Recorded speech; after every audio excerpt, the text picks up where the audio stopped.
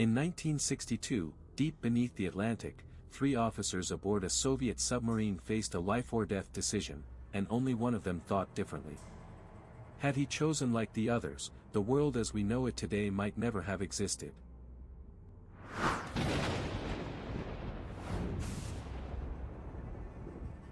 The submarine reeks of rust and sweat. Deep in the Atlantic, 400 feet below the surface, a man sits in near-total darkness, listening to the hull groan under the crushing pressure. Low-yield American depth charges have been falling for hours, not in rapid bursts, but slow, deliberate intervals, each one rattling the submarine's pipes, reminding every crew member that some higher power above is deciding their fate. No communication or navigation channel inside the submarine can be trusted. The radio is silent. For 3 days, no signal, no word has come from Moscow. And the ocean, with its usual overwhelming might, continues to press down into the depths. Throughout history, there have been countless critical moments the world never heard about. Not because they were unimportant, but because they quietly disappeared into nothingness. Sometimes, the real story lies in the silence itself. October 27, 1962. The Soviet submarine B-59 drifts silently beneath the ocean, carrying a single nuclear torpedo. A weapon born from fear and paranoia, created under the Cold War doctrine of mutual destruction, meant only as a last resort.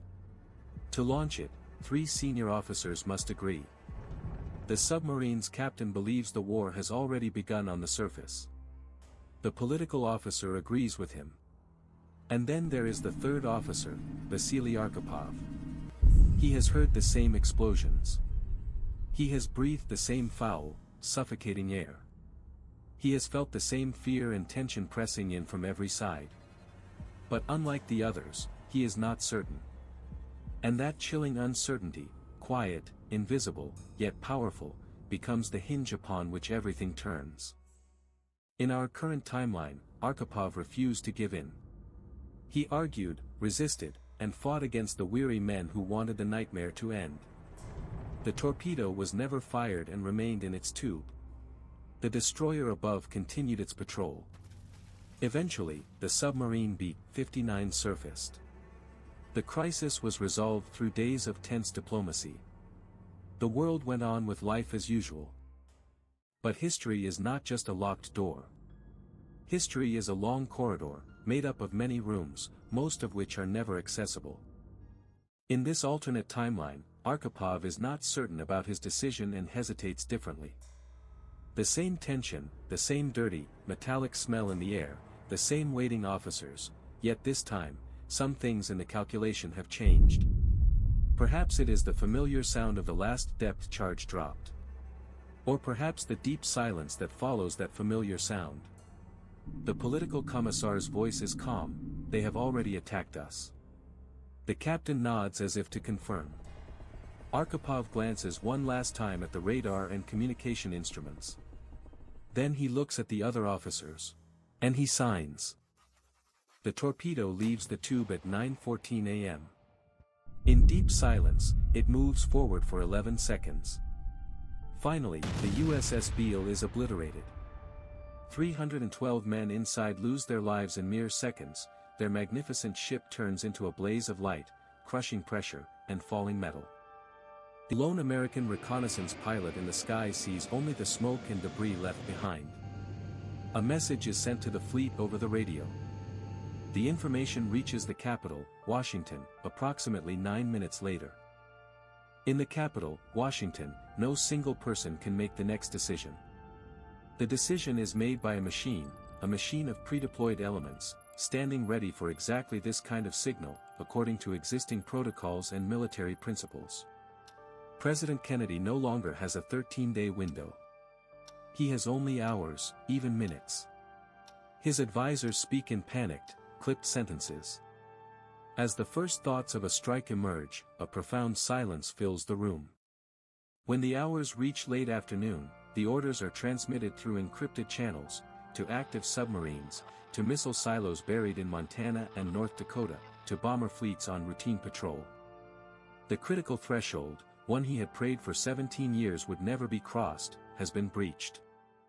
In the capital, Moscow, as the clock strikes 11:47 p.m., they receive confirmed reports of incoming missiles. The Soviet retaliation is swift and symmetrical. What follows is not a war in any traditional sense. There is no front line, no advance, no land gained or lost. Instead, a series of explosions erupts across the Northern Hemisphere, each one erasing a city that has stood for centuries, each one sending furious columns of heat into the stratosphere, carrying with it the ashes of everything built there: cathedrals, libraries, hospitals, apartment buildings where children once slept. On the morning of the second day, New York and Washington are gone. Moscow is gone. Leningrad, London, Birmingham, Kiev. Of these magnificent capitals and great cities, nothing remains but ruins. The fires that engulf the cities burn for days. The flames begin to feed themselves, pulling oxygen from hundreds of kilometers away and turning everything into ash. The smoke rises higher and higher. Beyond the clouds, beyond normal weather systems. Settling into the upper atmosphere, where nothing can disperse it. Within a few weeks, global temperatures begin to change. They start to fall. At first, it does not seem terrifying. 2 degrees, then 4. But 4 degrees is the thin line between harvest and famine. The wheat fields of the American Midwest. The vast grain lands of Ukraine. The fertile rice paddies of China. None of them receive enough sunlight to enter their growing season. When the calendar reached 1963, famine began to appear, even in places that had never been bombed. This was the second catastrophe to strike the world. Compared to the first, it was quieter, more insidious, yet its final toll would be far greater. Sub-Saharan Africa, South America, and the nations of Southeast Asia had avoided the direct bombardments of the Cold War. Because of this, much of their infrastructure remained intact. But they had lost the vital logistics networks and supply chains that once fed their cities. The medical supply lines that helped prevent disease had also been severed. Nations that had always been connected by deep and invisible ties suddenly discovered how dependent they truly were on the countries and capitals that had now become radioactive ruins. Cities were the nervous system of the world. Without a nervous system, the body does not die immediately. But one by one, it loses all of its systems. Then came a whole generation that grew up without knowing what electricity was. The internet never reached the public, it remained at its first rudimentary steps, a simple military network, and no one lived knowing what the internet truly was. In earlier centuries, antibiotics had been the most common form of treatment, yet this generation grew up among illnesses without ever knowing what antibiotics were. These children learned letters and reading from the few surviving books, salvaged from the past. They heard of farming only as stories, from the memories of their grandmothers and grandfathers who had lived through it. By the time the calendars showed 1962, the gap between what humanity knew from old memories and what present communities could easily access had become unbridgeable, and it kept widening, because universities no longer existed, research institutions had vanished, and the scientists who could rebuild them had died in the first 72 hours.